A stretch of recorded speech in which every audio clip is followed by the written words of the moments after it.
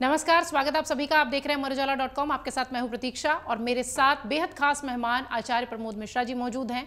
मौका जन्माष्टमी का है, तैयारियां आप सब ने शुरू कर दी होंगी, लेकिन 6 और 7 में तारीख में अगर आपको जरा सा भी असमंजस है तो ये वीडियो आपके लिए है और हमने खास मेहमान के रूप में आपके सारे सवालों का जवाब देने के लिए आचार्य प्रमोद मिश्रा जी को यहाँ बुलाया है।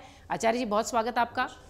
जन्माष्टमी की तैयारियां बहुत जोरों शोर से सबके घर में चल रही हैं। सब लोग कन्हैया जी के जन्म से लेके उत्सव तक की तैयारी में जुटे हुए हैं। मैं चाहूंगी कि सबसे पहले इस संशय को दूर करें, 6 या 7। अक्सर जन्माष्टमी को लेकर ये कहा जाता है कि 2 दिन की होती है, कुछ लोग उत्सव मनाते हैं, कुछ लोग जन्म करते हैं। तो मैं चाहती हूँ कि ये जो थोड़ी सी दुविधा होती है लोगों की, वो आप पहले इसको स्पष्ट करें। देखिए, जैसे अभी आपके ही प्रश्नों में से उत्तर निकल के आ रहा है।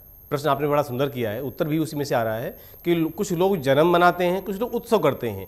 तो जब जन्म होगा तभी उत्सव होगा। एक सीधी सी बात है कि जब तक कहते हैं जन्म उत्सव, तो जन्म रात्रि में हुआ, अक्सर मध्य रात्रि। चलो 1 घंटा मिनट का सिस्टम तो आज है कि इस कल्चर से है, लेकिन मध्य रात्रि उसको चाहे आप 12 बजे कह सकते हैं, 12:30, 12:30, 11:30, ये कुछ। लेकिन मध्य रात्रि मतलब मध्य रात्रि का समय होता है सूर्य अस्त से लेकर और सूर्य उदय के बीच का भाग, यह है मध्य रात्रि। तो भगवान का जन्म मध्य रात्रि में हुआ था। और जब भगवान का जन्म हुआ था, भगवान प्रकट हुए थे, उस समय जो है वसुदेव के द्वारा भगवान को ले जाकर के यशोदा मैया के बगल में सुला देते हैं। वहाँ से उस कन्या को, जो कि माया ने अवतार लिया था, माया को ले आते हैं। और माया को ले आते हैं तो दोबारा जेल खाने में पहुँच जाते हैं। फिर सब ताले दोबारा बंद हो जाते हैं। ये सब कथाएँ आपने भागवत के माध्यम से और कथाओं के माध्यम से बिल्कुल सही तरीके से सुनी होगी आपने। तो मध्य रात्रि का जन्म हुआ। अब जिस दिन भगवान का जन्म हुआ तो उत्सव अगले दिन हुआ। अगले दिन पता लगता है नंद बाबा के यहाँ कि भैया इनके यहाँ किसी बालक का जन्म हुआ है, इनके यहाँ किसी बालक का जन्म हुआ है। ये जब पता लगता है तो उत्सव अगले दिन मनाया जाता है। तो जब तक उत्सव भगवान का जन्म ही नहीं होगा तो उत्सव मनाया कैसे जाएगा? तो यहाँ 2 बातें और हैं, वैष्णव संप्रदाय और गृहस्थ धर्म जो होता है। तो गृहस्थ आश्रम को मानने वाले जो लोग हैं वो 1 दिन पहले ही मनाते हैं। यानी अगर आज के हिसाब से कहें तो 6 तारीख को जन्माष्टमी उन्हीं के लिए है, क्योंकि उस दिन तो पता है कि उत्सव मनाना है भगवान का। जन्म तो उनका हो चुका बहुत पहले, आज के कई लाखों वर्ष पहले उनका जन्म हुआ था, लेकिन जो भक्त लोग हैं अपने तरीके से मनाते हैं। लेकिन जो वैष्णव संप्रदाय है, वैष्णव संप्रदाय मतलब वैष्णव संप्रदाय जो भगवान नारायण के विशेष उपासक, विशेष पथ पर चलने वाले, विशेष रास्ते पर चलने वाले जो लोग हैं और बड़े नियमित संयमी के तरीके से चलने वाले जो लोग हैं, ये लोग भगवान का रात में जन्म के बाद अगले दिन उत्सव मनाते हैं। लेकिन आज का जो कल्चर है, जो समय है, समाज है, वो कहीं ना कहीं सब लोग अपने आप को वैष्णव ही मानते हैं। बेशक कुछ भी कर रहे हो, किसी भी पथ पर हो, जानते हैं या नहीं जानते, लेकिन सब लोग अपने आप को वैष्णव ही मानते हैं।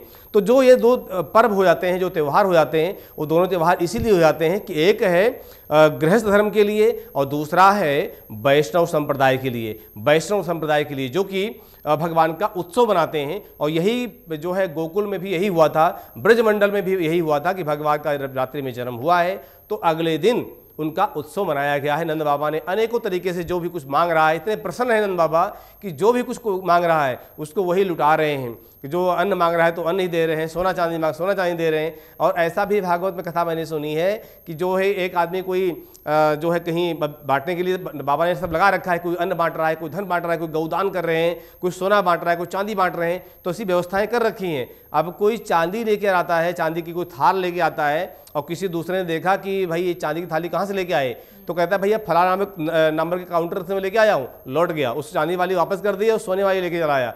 तो ऐसी भी कहानियाँ जो है भागवत के माध्यम से, कथाओं के कथाकार के माध्यम से बताई जाती, कही जाती हैं, क्योंकि यह आनंद है और जीवन का आनंद है भगवान के कथामृत रस का पान करना।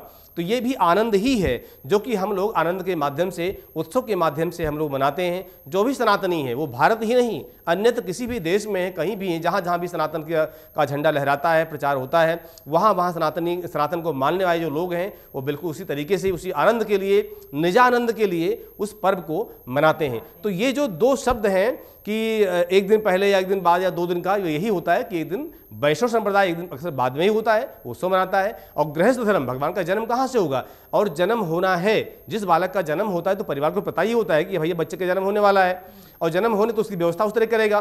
तो जो गृहस्थ धर्म वाला व्यक्ति है वो तो यही मानता है कि हाँ भैया एक बालक का जन्म होने वाला है, लेकिन जो उनको ईश्वर मानता है, भगवान मानता है, वो यही मानता है कि भाई वैष्णव संप्रदाय, नारायण उपासक के लोग वो फिर अगले दिन उत्सव मनाते हैं कि हमारे यहाँ भैया ईश्वर का प्राकट्य हुआ है। बिल्कुल, मुझे उम्मीद है कि ये जो एक संशय रहा होगा आपका कि 6 को मनाएं या 7 को, अगर आप गृहस्थ जीवन के साथ भगवान का जन्म करते हैं रात्रि को 12 बजे, तो आपके लिए 6 तारीख सबसे मुफीद तारीख है।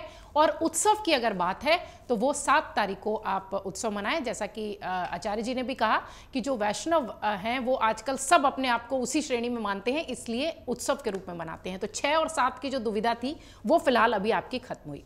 आचार्य जी, अब मेरा अगला सवाल ये है कि जो गृहस्थ आश्रम में हैं, गृहस्थ जीवन जी रहे हैं, जिनके लिए आपने कहा कि उन्हें जन्म करना चाहिए भगवान का, जो कि करते हैं, आमतौर पर घरों में लोग करते हैं, जैसे अपने बच्चे को मतलब पालते पोसते हैं, जैसे उसी तरीके से बहुत सारे घरों में ठाकुर जी को भी वैसे ही रखा जाता है। तो मैं चाहती हूँ कि जो जन्म कर रहे हैं उसके लिए क्या कुछ विधि है और क्या कुछ नहीं करें, क्योंकि कई बार ऐसा होता है कि अनजाने में बहुत सारी चीज़ें हो जाती हैं, लोग ठाकुर जी को, लड्डू गोपाल को घर में रखते हैं और उस तरीके के नियम कानून भी नहीं कर पाते। तो विशेष तौर पर जन्माष्टमी के लिए क्या नियम है? बिल्कुल प्रतीक्षा जी, देखिए जन्माष्टमी भगवान का प्राकट्य अष्टमी तिथि में हुआ था, दिन बुधवार का था और रोहिणी नक्षत्र में भगवान प्रकट हुए हैं। तो ये सब पर्व आदिकाल से जो मनाया जाता है, तो यहाँ आज की जो विशेष ध्यान देने वाली बात ये होती है कि जिस दिन भगवान का उत्सव मनाया जाता है उससे 1-2 दिन पहले, वैसे वैष्णव भी मैंने चर्चा की थी, बात की थी, वैष्णव संप्रदाय जो है वो तामसी वस्तु लहसुन प्याज का भी उपयोग नहीं करता। ऐसी पौराणिक और प्राचीन मान्यता है कि ये कहीं ना कहीं से दुर्गंधयुक्त हैं या दोषी हैं, और भी अनेक कारण हैं, कथाएं इसकी लंबी हैं, फिलहाल हमें यहाँ पर सूक्ष्म बात करनी है, तो इसका भी उपयोग नहीं करता। तो जो भी है, चाहे आप गृहस्थ हैं तब भी, आप वैष्णव हैं तब भी, आपको जन्माष्टमी वाले पर्व से 1 दिन या 2 दिन पहले ही प्रयास करें कि इन वस्तुओं का उपयोग ना करें, क्योंकि आप ठाकुर जी की पूजा कर रहे हैं। ठाकुर जी चाहे बालक रूप में हो, यानी लड्डू गोपाल के रूप में हो, या बड़े रूप में हो, मूर्ति या स्वरूप, जो भी उनका स्वरूप है उस रूप में हो, किसी भी रूप में भगवान है, भगवान ही होते हैं। इसलिए आप प्रयास करें कि अपने मन बुद्धि विचारों पर नियंत्रण रखते हुए भी खान पान का विशेष ध्यान रखें उस पर्व वाले दिन, क्योंकि आप एक विशेष कार्य कर रहे हैं, विशेष ईश्वर की पूजा कर रहे हैं। क्योंकि नारायण का जो स्वरूप है, ब्रह्मा जी सृष्टि की रचना करते हैं, शिव सृष्टि का संहार करते हैं, लेकिन पालन करने वाला जो होता है वो सबसे बड़ा माना जाता है। इसलिए भगवान विष्णु पालन करता देवता है, लेकिन जिसकी पूजा हम करते हैं कृष्ण के रूप में, ये ब्रह्मा विष्णु महेश नहीं है। ये भी एक समझ लीजिएगा, ये वो शक्ति है जो इन तीनों को चलाती है, संसार को चलाती है,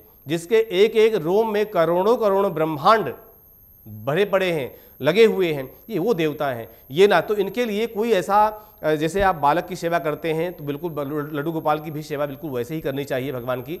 और आजकल एक चीज़ प्रतीक्षा जी मैं और देख रहा हूँ समाज में वो चल रही है कि लड्डू गोपाल जी को टोकरी में ले करके यहाँ घुमाना वहाँ घुमाना, मतलब उनका बिल्कुल मजाक जो है ना लोग बना रहे हैं, बना के रख दिया है।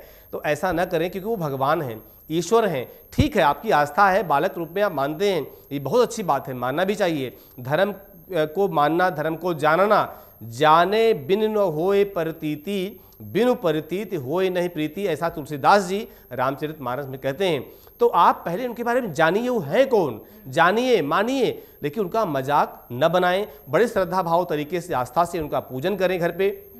और ध्यान रखने वाली बात विशेष यही है कि जो है अपने मन से, बुद्धि से, विवेक से समर्पित होकर के आप उनका पूजन करें। और शाम के समय, रात्रि के समय, जैसा कि आप उनको भगवान को स्नान कराते हैं, पहले गंगा जल से स्नान कराएं। किसी पात्र में, कोई पीतल का पात्र हो, कांसे का पात्र हो, बहुत ही अच्छी बात है। चांदी सोने का पात्र हो, आपका भाग्य है, सौभाग्य है। आप उसमें भगवान को बिठा करके फिर जल से स्नान कराएं। मंत्र पढ़ सकते हैं, गंगा च यमुना चैव गोदावरी सरस्वती नर्मदे सिंधु कावेरी स्नानार्थम प्रतिगृह्यताम। इस प्रार्थना को करते हुए भगवान को गंगा जल से, मिले हुए जल से स्नान कराएं, फिर दूध से स्नान कराएं और दही से स्नान कराएं, घी से, हल्का सा घी लेकर के और लेपन करें बढ़िया तरीके से, घी से स्नान, फिर मधु यानी शहद से स्नान कराएं और फिर शक्कर लेकर के बढ़िया हल्के हाथों से भगवान का बढ़िया मालिश करें, बढ़िया तरीके से स्नान कराएं। इसके बाद में अलग ये व्यवस्था करने से पहले जो पंचामृत मिला के अलग से रख भी लें, फिर शक्कर के बाद पंचामृत से भगवान को स्नान कराएं। और ये स्नान जब हो जाए तो शुद्ध जल से दोबारा फिर स्नान कराएं, फिर साफ कपड़े से भगवान का के स्वरूप को, प्रतिमा को पोंछ करके और बढ़िया सुंदर सा वस्त्र पहना करके और उनका जो सिंहासन है, उनका जो आसन है बाल रूप का, उस आसन पर भगवान को विराजमान करें। क्योंकि उस दिन का तो भगवान को झूले बिठाया जाता है, पालने पे बिठाया जाता है और झूला बढ़िया हल्के से जो है आसानी से झुलाते भी हैं। तो उस पर बिठा करके झूले पर भगवान को और बढ़िया उनका श्रृंगार, मुकुट, चंदन का लेपन, चंदन का पूरे मस्तक पर लेपन भगवान का करें। और उनको तुलसी और मक्खन मिश्री का भोग लगाया जाता है भगवान को, तो ये भोग भी भगवान को लगाएं। और ये मान्यता है शास्त्रों के अनुसार कि तुलसी के बिना भगवान भोग नहीं लगाते हैं, तो इस नियम का भी ध्यान रखें, भगवान को भोग लगाएं, फल आदि से भगवान की पूजा करें। ये सब इस तरीके से करके और जब पूजा हार फूल हार तरीके से चढ़ा करके और सुगंधित इत्र, धूप बत्ती, दीपक भगवान को अर्पण करते हुए और इसके बाद में भगवान का बड़े भाव से, श्रद्धा से आरती करें। देखिए एक विषय यहाँ पर और जुड़ रहा है थोड़ा सा। विषय ये है कि जब भगवान वृंदावन से और मथुरा चले आए हैं, तो मथुरा चले आए, देखा कि गोपियों से मैंने वादा किया था कि मैं परसों आऊँगा, और परसों क्या बरसों बीत गए, मैं नहीं गया हूँ। तो देखा भाई किसको भेजा जाए, तो भगवान ने भेजा अपने प्रिय मित्र उद्धव को। अब उद्धव को अंदर देख रहे हैं कि उद्धव पढ़े लिखे भी हैं, ज्ञानी भी हैं, लेकिन भक्ति नाम का रस नहीं है। अब ये उदाहरण कैसे समझेंगे, जब आप किसी जलेबी की दुकान पर जाते हैं और देखते हैं कि जब वो जलेबी बनाने वाला हलवाई जो है तेल में डालता है, जो जलेबी बनाता है, तो डालते ही जलेबी नाम पड़ गया, लेकिन उसको खा नहीं सकते आपको उसको हाथ से निकाल करके चाशनी में डालना पड़ेगा।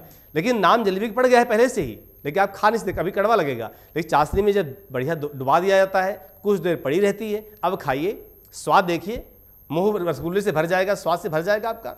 तो ये जो भाव है, कहने का मतलब कि हम कितने पढ़ लिख लें, कुछ भी हो लें, लेकिन जब तक भक्ति रूपी रस नहीं आएगा तब तक हमारे अंदर झुकाव नहीं आएगा। तो उद्धव के अंदर जो है अभी भक्ति रूपी रस नहीं है। तो ये रस कैसे आए कि उद्धव सच्चे थे मन से, भेज दिया गोपियों के पास कि जाओ और उनको मेरा संदेश दे के आओ।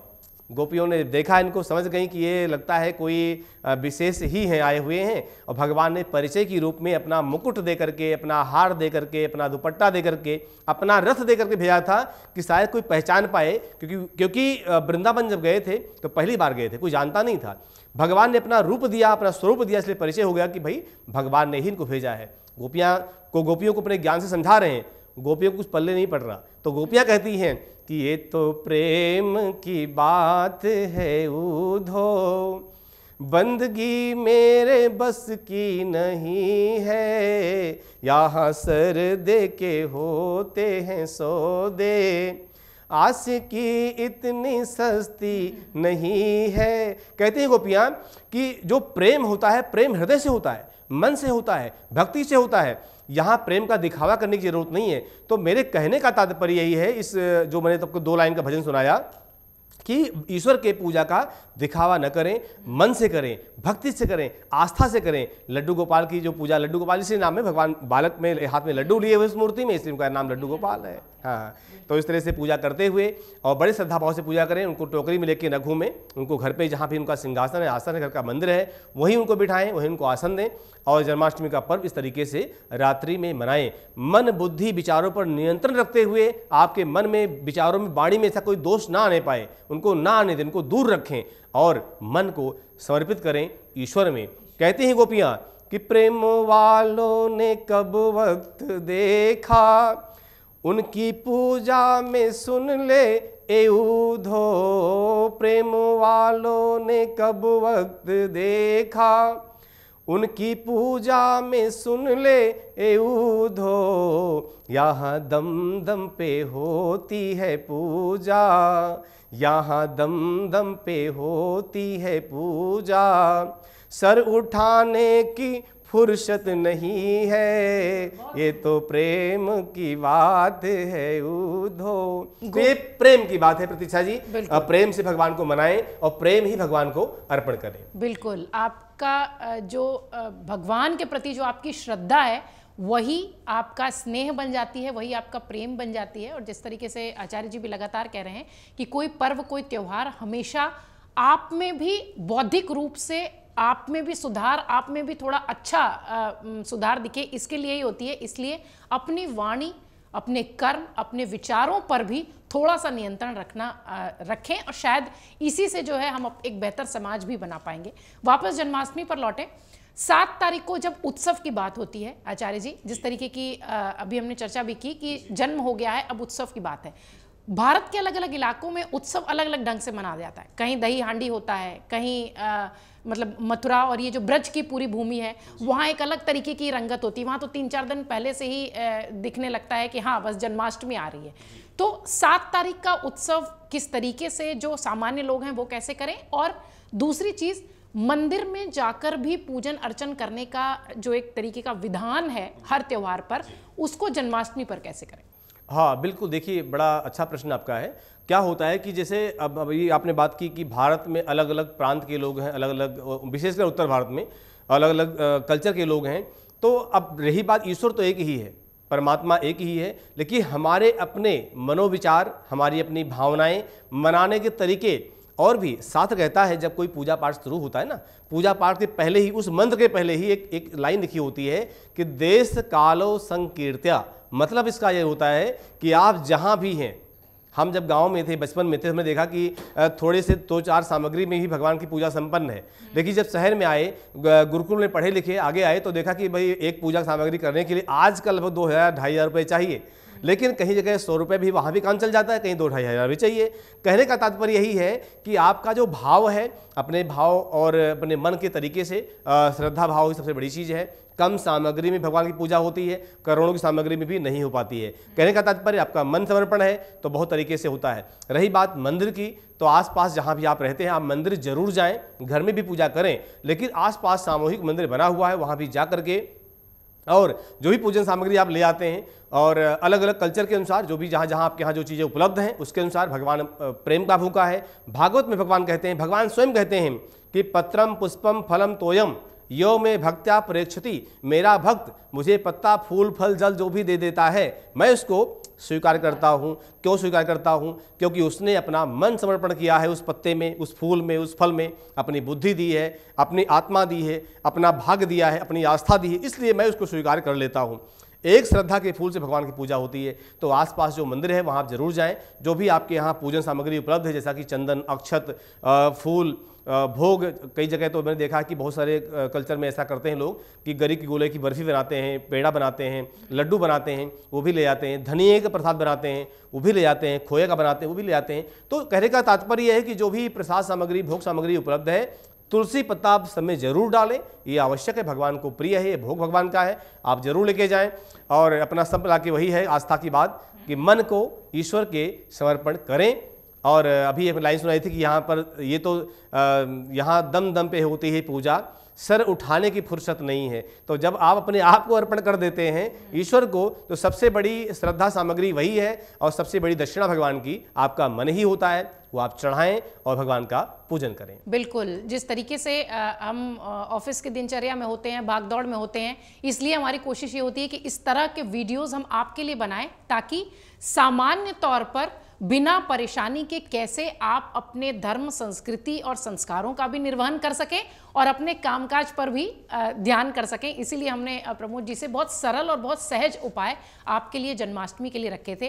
अंत में मेरा एक सवाल है, जो लोग जन्म करते हैं वो लोग भगवान की छठी भी करते हैं, छठे दिन कढ़ी चावल और इस तरीके का भी भोग लगता है, उसका क्या विधान है, उसको किस तरीके से करें? संक्षेप में मैं चाहती हूँ हमारे दर्शकों के लिए आप ये भी बताएं। जिस दिन भगवान का प्राकट्य मनाया जाता है, जन्माष्टमी हम लोग मनाते हैं, तो उस दिन से गिनती करते हुए छठा दिन, उस दिन को लेकर के भी छठा दिन होगा।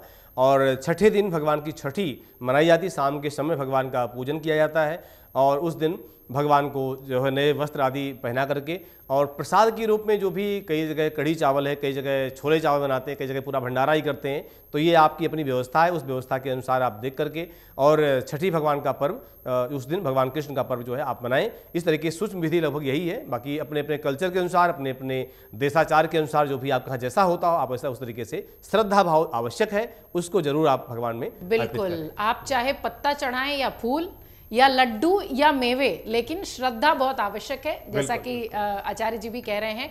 आप सबको जन्माष्टमी की बहुत सारी शुभकामनाएं। आपके घर में हमेशा धन धान्य बना रहे, ईश्वर की कृपा आप सब पर रहे, यही हमारी कामना है। इसी के साथ उम्मीद है कि इस कार्यक्रम के जरिए आपको जन्माष्टमी को लेकर जो भी प्रश्न होगा वो अभी संशय दूर हुआ होगा।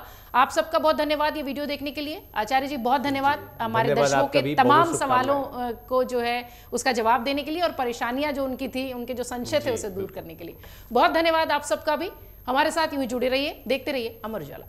अमर उजाला अब आपके टीवी पर भी। अपने स्मार्ट टीवी पर YouTube पर सर्च करें अमर उजाला, चैनल सब्सक्राइब करें और देखें ताजा खबरें, वो भी HD क्वालिटी में। और हाँ, बेल आइकन दबाना ना भूलें ताकि हर खबर हो आपके घर। अमर उजाला, निष्पक्ष, निर्भीक, निरंतर।